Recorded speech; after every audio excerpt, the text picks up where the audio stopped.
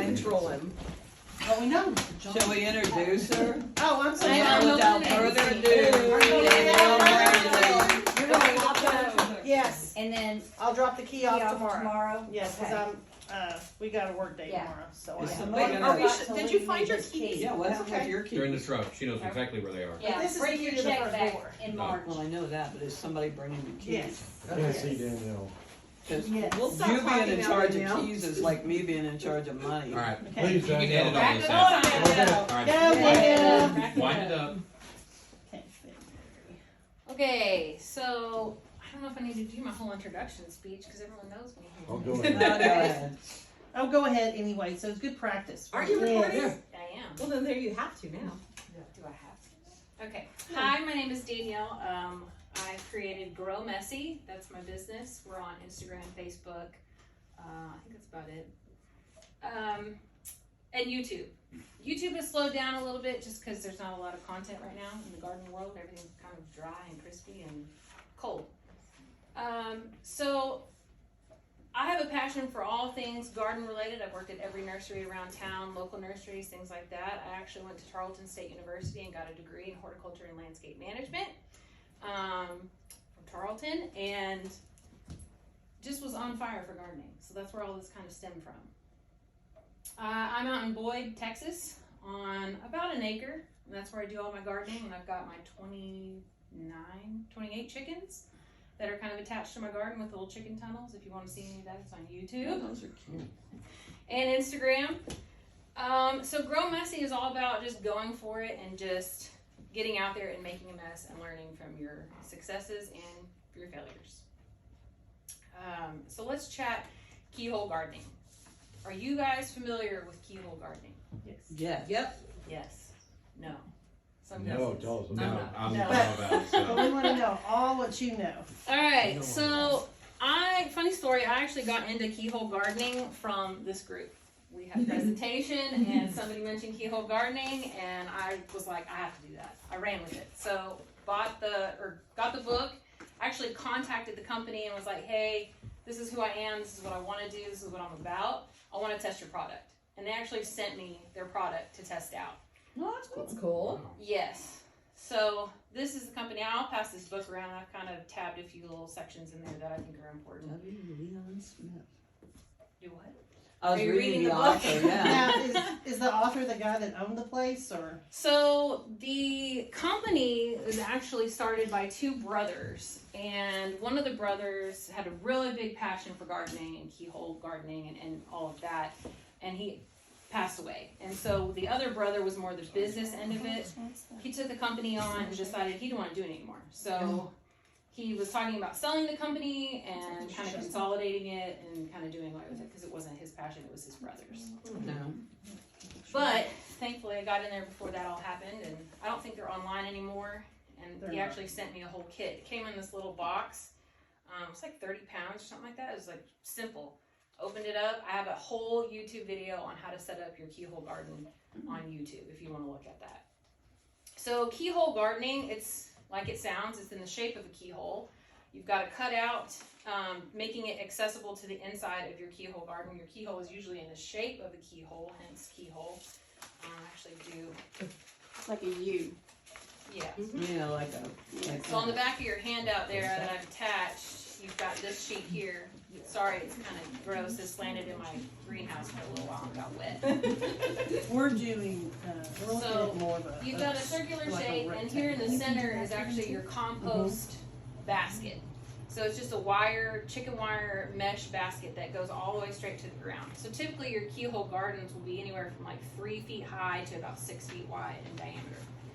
And they've got that keyhole so you can get to that center basket. So what I do, since mine's like in the center of my garden, I'll take all of my garden scraps, any eggs that I find not edible, like ones that I found, like an Easter egg hunt, you know, I'm like, where the heck did this egg come from? I just toss them in there because if they're cracked or whatever, I don't want to eat them, so that's where they go in my compost. Any of my kitchen scraps also will go in my compost bin, and all that does is it feeds that entire garden.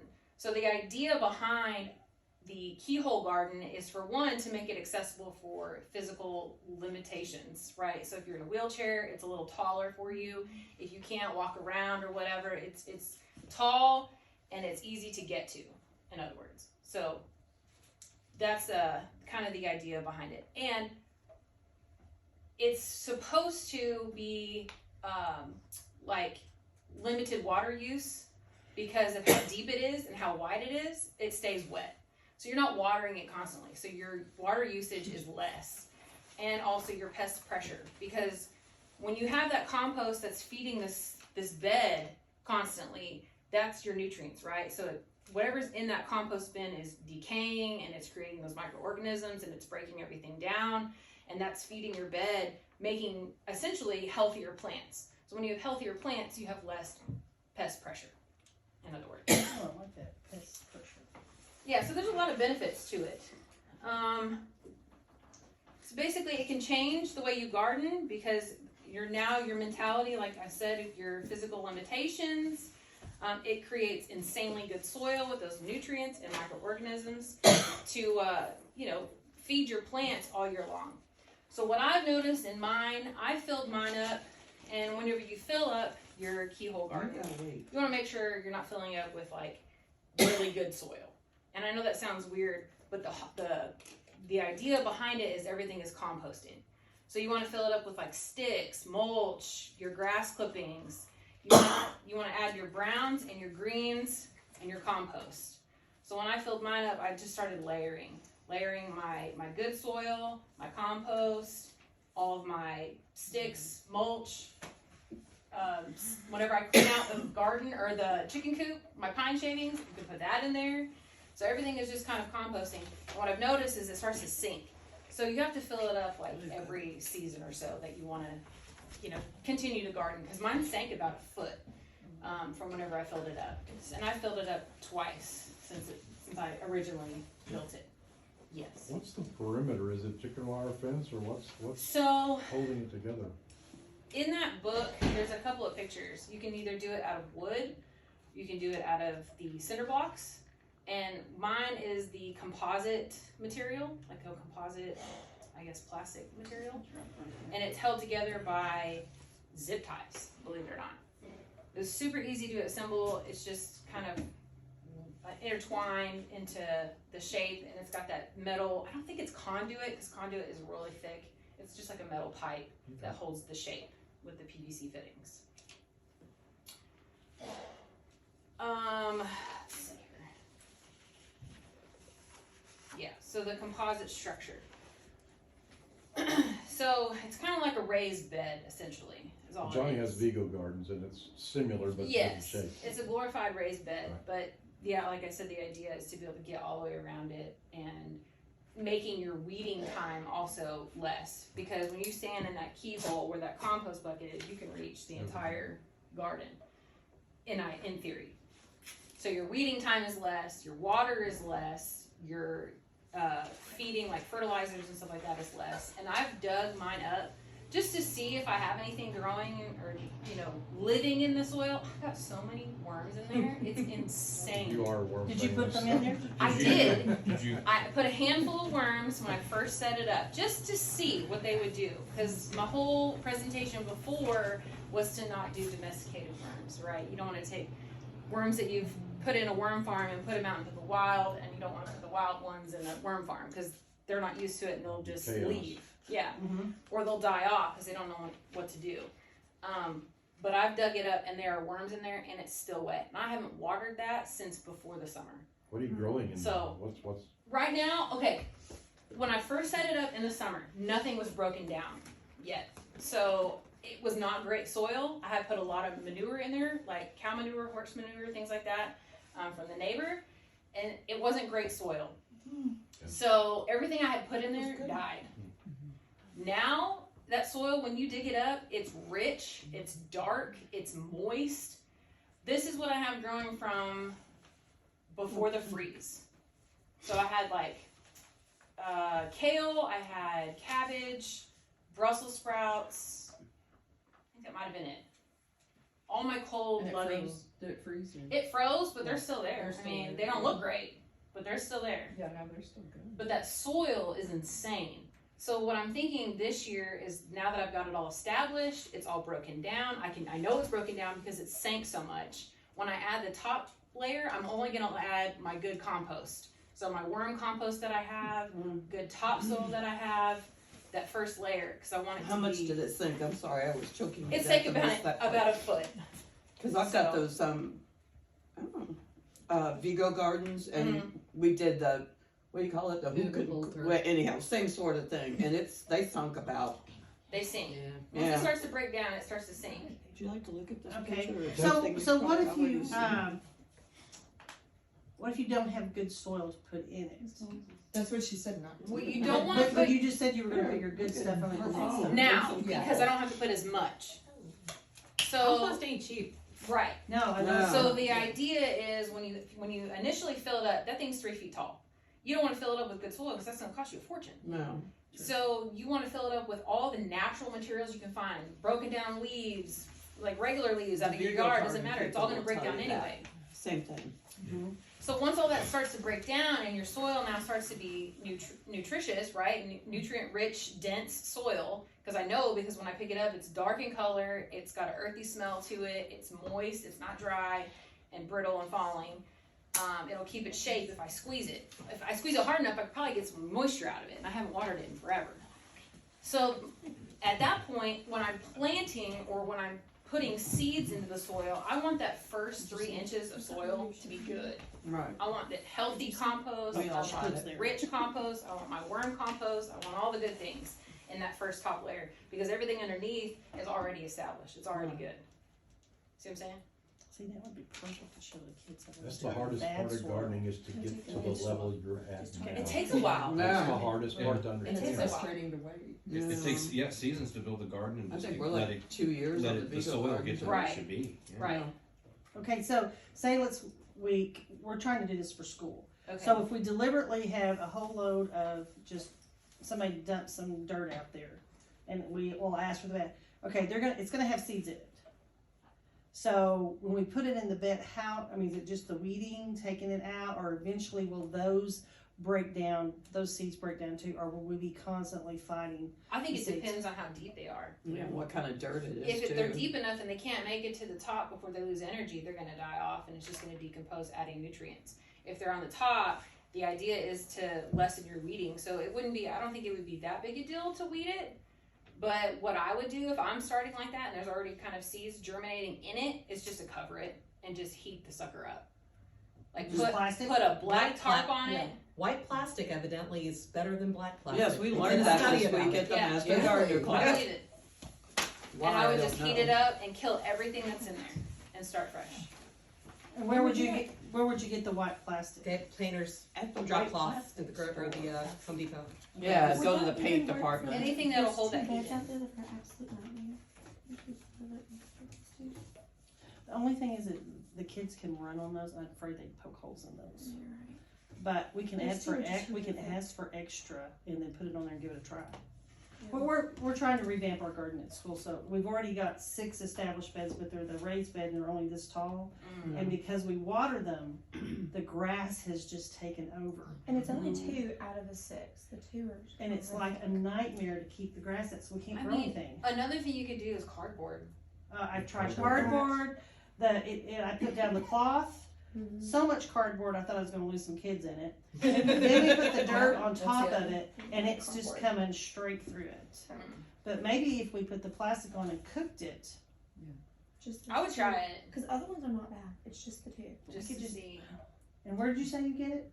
Home Depot, Lowe's, just go to the paint Go to department, look for a paint, drop Oh, cloth. it's- drop cloths and Is it a stuff. drop cloth or is it Yeah. plastic? It's plastic. They're Plastic plastic. drop cloth. Is it expensive? No, No, they sell Couple about bucks. they sell about a roll. I can go do that. Let's do no, it. they're cheap. Because we got clean the majority of them today. That's Yeah. why the keyholes are so important, though. I don't Yeah, but mean to take. I'm your original keyhole person. See? But But you know, the keyholes, you don't have this problem because they're 30 inches.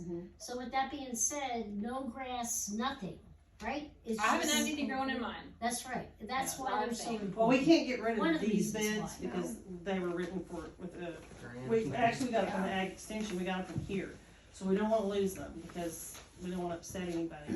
And they're already there and they've got, we spent a lot of money on I them. mean, work with what you have. For Right. Sure. Try to Can't salvage you what teach you those have. children how to shovel Bermuda out of a flower bed? Yeah. Forever, That's what I and did it with just them keep today. coming Yeah, back. Here's how we showed them what And to sometimes I that's did. why grants are not a good idea. Well, Dig that's that. how They we don't can. teach the proper Yeah. methods. I Well, would the just grant is only cook for the it. materials, so we've got to go in and we're Start teaching with them. that. So I'll get that drop cloth and see if we'll bake it. Sure. Yeah. Before Yeah, we it burn works our best stuff. in the summer, so just know this time of year you're probably not going to generate still enough heat to do it fast.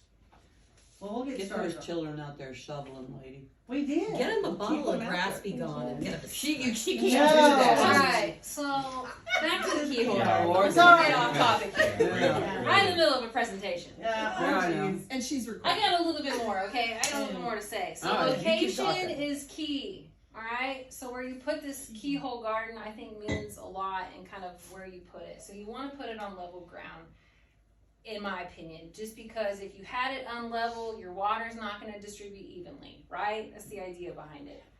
And in a sunny area, depending on what you're going to grow in it. So like I said, along those same lines, uses less water, nutrient dense. You want to fill it with your browns, your greens.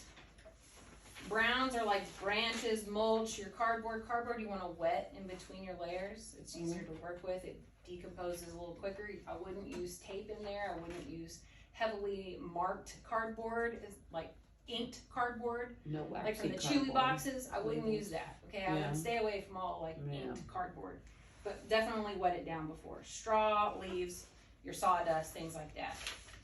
Your greens are going to be like your kitchen scraps, your coffee grinds, fresh grass clippings, and your manure. All of those are going to take time to decompose. Like I said, I've had it for a year, a little over a year now, and it's finally just sank. It sank about 6 inches on that first run, and I added more manure to it and more topsoil and compost, and it sank again. So I know it's decomposing. I know it's doing what it's supposed to do. So I feel like this next season it's going to be on fire. I feel like it's going to be good. I feel like my plants are going to be good. If I start seasoning it now, it's going to be good because I've already established that healthy foundation. So like I said, with the compost basket, you want to add your kitchen scraps, your healthy garden scraps. In my case, I add my eggs, things like that. What does the basket look like? The basket is just chicken wire. All it is chicken wire. About 18 inches. I think it's only a foot. Foot? Yeah, I think it's 12 inches in diameter. And it just sits right at that peak of the keyhole part. And that's where you add everything. It actually goes a little bit higher than the bed itself. The bed's 3 feet tall and it goes a little bit higher. And you could cut it to be level if you really wanted to, but it doesn't bother me. I just keep it tall so I can just throw stuff from across the garden into it. Yeah. You know, I'm a lazy gardener. So how tall is your bed? It's you said 3 feet tall by 6 feet in diameter. So if it was shorter, do you think it would be as good? I think the depth of it says a lot for the moisture and how it breaks down. Because the composite material that it's made out of, I feel like will heat up enough to kill whatever's in there and to feed whatever's in there. If that makes sense. Like to keep that bed hot and keep those microorganisms like going. The shorter the bed, my shorter beds, and I have a lot of shorter beds because I only have the one keyhole, they don't do as well. They don't look as good. I actually just recently acquired my mother's chicken coop, and I put it on the far side of my garden, and I had this big raised bed. It's probably like 12 feet across and 2 feet deep and about a foot off the ground. I just picked that sucker up and moved it, and everything that came out of it was nothing. I mean, it was dry. It was still not broken down. There were still leaves. There were still sticks. It wasn't what the keyhole looks like. So I truly believe that the deeper you go, the better off your soil is going to be. Okay. Does that kind of make sense? Yeah. Because I feel like it dries out faster if it's shorter, right? Because with the taller bed, your top 6 inches maybe might dry out, but the rest of it doesn't. It doesn't. It holds Even that if it's in moisture. full sun. Mine's been in full sun and Yeah. it's still moist, and I haven't watered it. I I gave up on watering. But you're just dumping your compost in it. Mhm. And then And it just sinks. Your compost, so that little wire basket, everything that I put in there, it just sinks. Every time I add to it, and usually when I water the bed, I'll do I a was gonna little ask if bit. you watered the compost. Yeah, I'll do a little bit overhead, just because it's, in my mind, it's dry, so I need to water it, right? Just breaking down. But where I water the majority, I'll even put the hose in that compost basket and just walk away and just let it run through there and just let that water disperse throughout the entire bed. So, plus it's easier on me. And actually the book says that you can relocate these things fairly easily. I don't find that to be true. That's I'm like, why? First of all, why? You know, like if you're gonna put it somewhere, you gotta think about where you're gonna put it, because that's a lot of material in there. I mean, you're talking like 3 feet by 6 feet of material that you have to move. I mean, you could take it apart, I guess, and like move to a different house or whatever like that. I mean, if I do move, I will be taking my Keyhole garden, so I guess one day I'll figure it out. But in that book, it actually says it's fairly easy to move, which is kind of funny. This is the instruction manual on how to put it together. I'm gonna pass that around. Like I said, sorry, it's a little wet looking because it got left in the greenhouse, and my greenhouse top broke because I used like the cheap plastic, and so now I've got like holes. I gotta replace it. So everything got all wet. All my books, all my garden books. But it's still good. Builds character. Yeah, yeah. Makes So, on the back of that handout, like I said, is that diagram where you can kind of plan out your own Keyhole garden. You can do it yourself, like you can do the cinder blocks, you can do the wood and just kind of shape it into the keyhole and put like moss or whatever you want to do in between the little crevices. However you want to do it, I mean, there's a whole bunch of different ways that people do this online, and Pinterest, I'm sure you can find something. You can build your own for a cheaper cost. I think mine originally, if I was to buy it out, was about $300. So, and like they've recently gone out of business, I think. But there's other ones that people make, so if I could figure out how to make it and sell it, I mean, I would You take can it. use a cattle panel. You could do one for about $70. Yeah, that will work. So that's a great way to do a keyhole with a cattle panel. And then that center basket is just chicken wire and a couple of zip ties. So it would be easy to do a DIY keyhole garden yourself for not a lot of money. Herself. Do it yourself. So anyway, that's my keyhole presentation. Hope you guys learned something. Sorry we interrupted it for 20 minutes. That's okay. Maybe a little bit off, but it's okay. So the little compost bins, Uh-huh. you don't have to worry about percentage of browns and greens. You just put in whatever. I think in that book it actually says a percentage. I think you're supposed to technically put more browns than greens because that's your carbon base, doesn't it? I mean, I don't worry about it because I know what goes in there, and I don't put a lot of like I said, I usually just use like my kitchen scraps, like healthy garden clippings, the eggs. That's all I put in there. Okay, so I'm just asking, and I know you've only done it for a year, but okay, so what if you want to like grow like berries and stuff? Obviously, you don't want to. If it sinks, that's not a good thing. I mean, you can always like, add to it. I don't think that would be a problem. But if you're gonna do berries, they have to be established. right, You're not gonna move berries. right. So if that's what you want to plant in there, great. But just know that that's gonna take up that real estate. It's gonna take up a lot of room. Right. So you're gonna be limited on what else you can grow in there. Well, that was all that. If that's all you wanted to grow, sure. Yeah. Okay. Like And then you could just add to it. Like Like strawberries. blackberries, Like what what- Like add your compost around it. If you use your cattle panel right, you Pre-drill can one. grow your berries Okay. around the circle. Uh-huh. So this, and the good thing about a keyhole is because it is sinking and that soil is leaching out, you know, the rest of your plants in your garden get that benefit also. So that's how you, I grow asparagus in mine, but mine are a little bit more established, but you want it to sink because that shows that it's living. It's Right. doing what it's supposed to. Right. Exactly. But you know, So but to answer your question, I found it. It's 3 to 4 times as much as greens, your browns. Yeah, I guess because I figured we if learned it that when we get sinks smart. and you add to it, you're covering up the base of your berries. And you don't wanna cover up the base of your berries. I mean, cause you'll mess up that. Would you not? Like for instance, like, here's my berry, here's my base. If it sinks and then I add dirt to it, I've just covered up all the berries. It's gonna kill the berries. Because if it's sinking, those branches are not growing out from the roots, right? They're growing from the top. So your branches are gonna be up here, your soil level's gonna be down here, your single stem where it comes out is gonna be here, right? Right. So I would just keep adding to that lower branch Covering level. up? Yeah, Yeah, you don't I wouldn't cover up the branches. I mean, you could always clip the bottom branches, but if they're really established and out there, it's like my berries that I have are long. I wouldn't cut those off, but I have a single stem that goes down in. So once if you have your single stem and your soil level sinks below that, then I would just add to that lower branch where it comes out. Does that make sense? And then I can trim those lower branches. to go If up. they're not established, Right. What happens if because I that might cover be your the leaders. stems? You could kill it. See, that's what I do. I wouldn't do that. And see, I have I would this, just add to it. I have issues with cutting off branches. It's like, I don't know, it hurts my But you got to feelings. prune every now and then. I know, but it Pruning hurts is my good. feelings. It hurts my feelings This because is I'm like, nice. oh. Take your anger out. I always prune my roses in the winter, so I chop them.